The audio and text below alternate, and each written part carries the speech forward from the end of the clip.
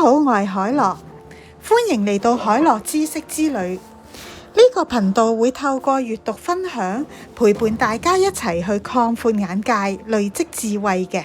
今日呢，就暫時唔介紹特定嘅一本書啦。想趁住年尾嘅機會啦，因為2025年就快結束啦，2026年就快嚟啦。咁咧，我哋呢個時間咧，可能又開始要講下新年大計咯喎。咁好啦，新一年嚟嘅時候，唔知道咧養成閱讀習慣，又係咪你嘅新年大計咧？咁當然啦，有好多人會話，新年大計咧就冇用嘅，因為好多時咧都做唔到嘅喎。咁咧，所以咧好多時新年大計咧，最終就變成新年大計悲劇㗎啦。咁但係其實咧並唔係話新年計劃冇用喎，而係只係諗唔去做嘅新年計劃咧，先至係冇用啦。咁但係真正要做到嘅話咧，好多時咧都會有啲棘住嘅情況啦。最容易棘住人嘅問題咧，就係點樣開始咧？我從邊一方面去着手咧？好啦，呢一集嘅節目咧，其實係想送俾嗰啲咧，想喺新一年養成閱讀習慣，但係咧又唔知道從邊一方面入手嘅朋友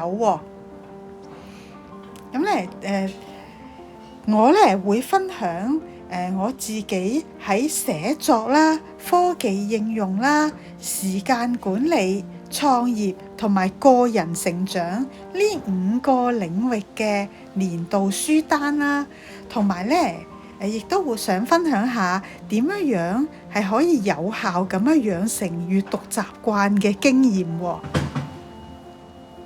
咁啦，其實要養成閱讀習慣咧，最佳嘅起點咧，其實就係從自己嘅興趣啦，或者自己迫切想學識嘅嘢開始喎。以下領域嘅書單咧，希望能夠打中你嘅興趣點啦。即係如果 hit 得中嘅話咧，就可以即係從嗰啲書去開始着手啦。第一個領域就係寫作啦。咁以下2本書咧，其實我覺得可以幫自己學識寫作啦，或者係開始寫作嘅。咁第一本書叫做《文字變現：誠懇文案力》。呢本書教我哋點樣寫出讀者願意去打開荷包攞錢出嚟買嘢嘅買產品嘅商業文案喎。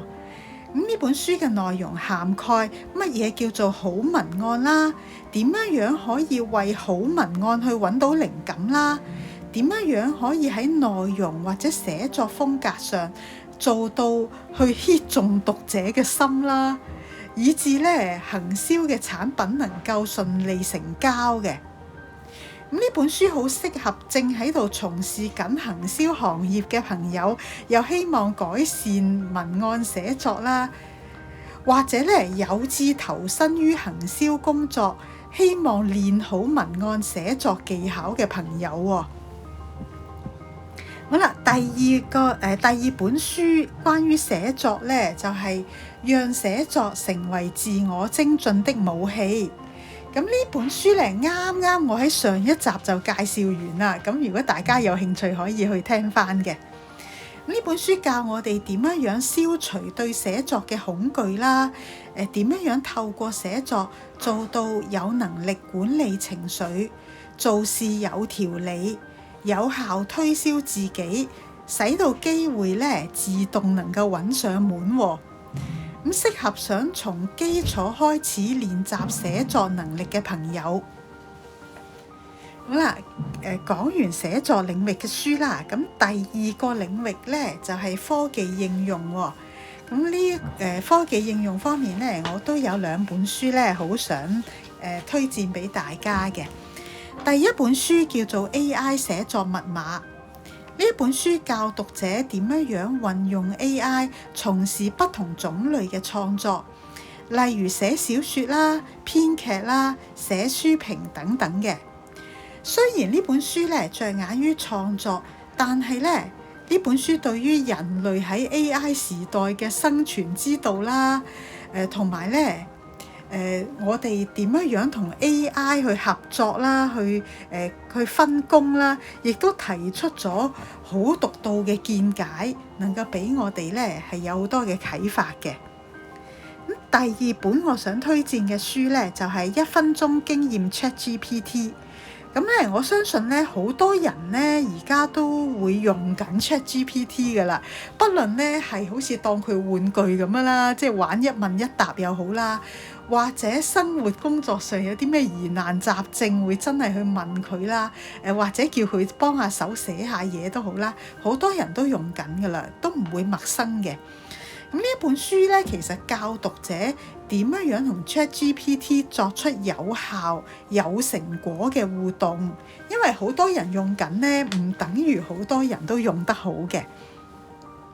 咁呢本書嘅內容包括教我哋點樣可以問出好嘅問題啦，寫出清晰嘅指令啦，亦都教導讀者點樣用 ChatGPT 作為我哋嘅私人寫作教練，幫助自己提升寫作技巧嘅。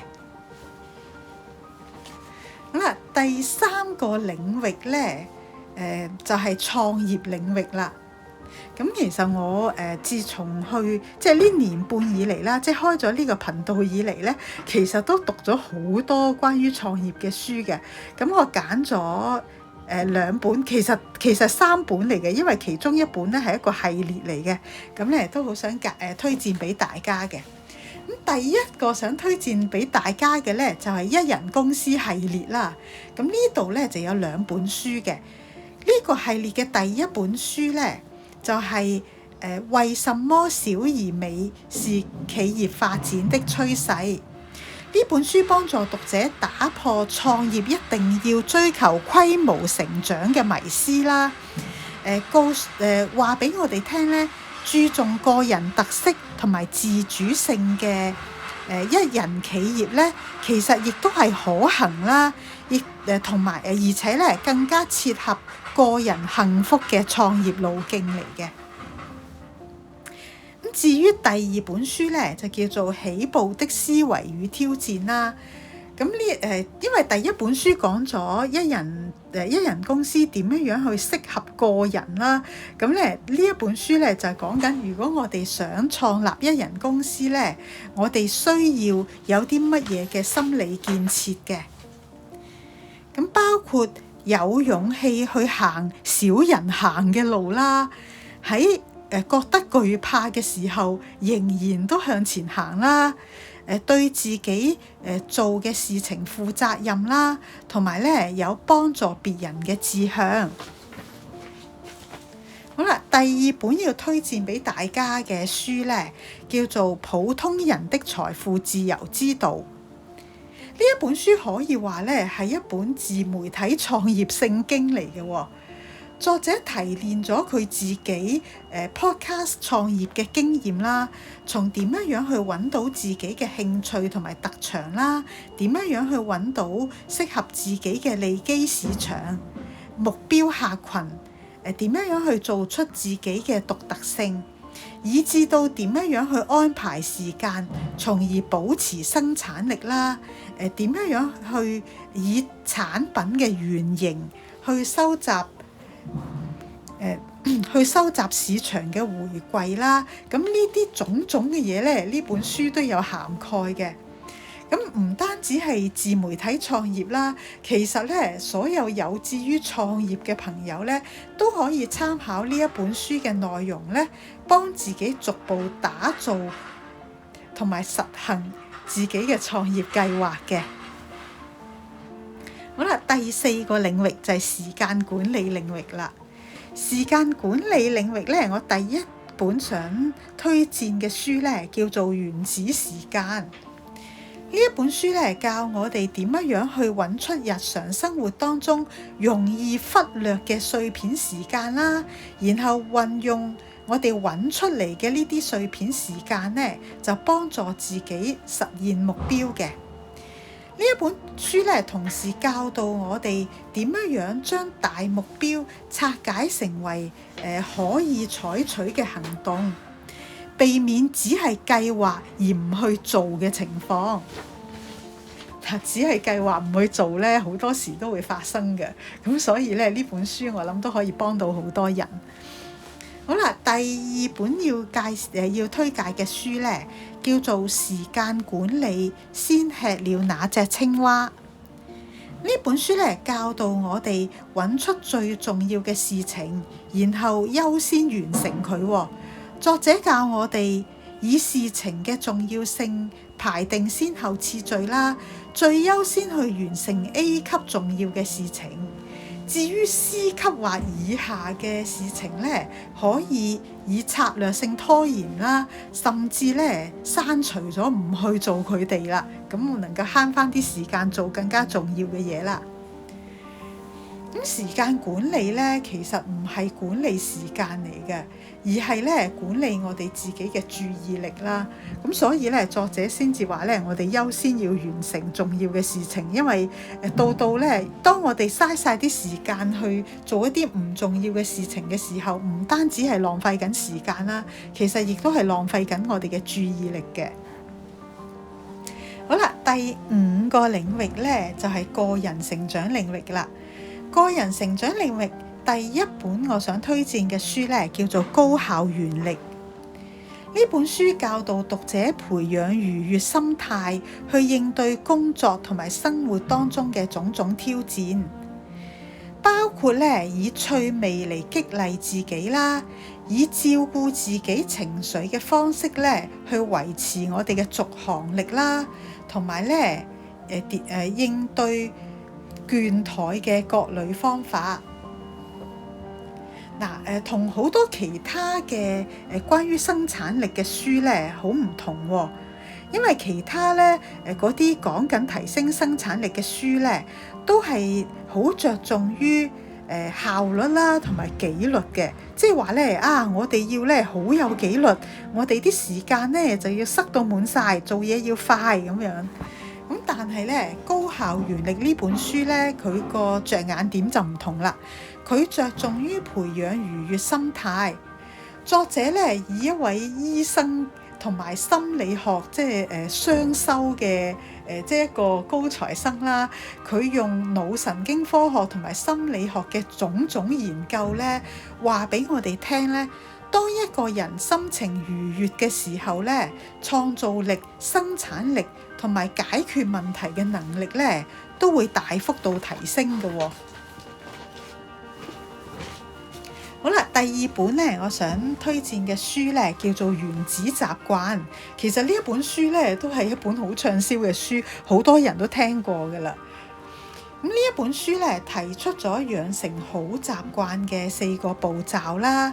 包括讓提示顯而易見，讓習慣有吸引力，讓行動輕而易舉，同埋咧讓獎賞令人滿足。養成好習慣嘅背後咧，其實個動力係來自於我哋嘅身份認同嘅。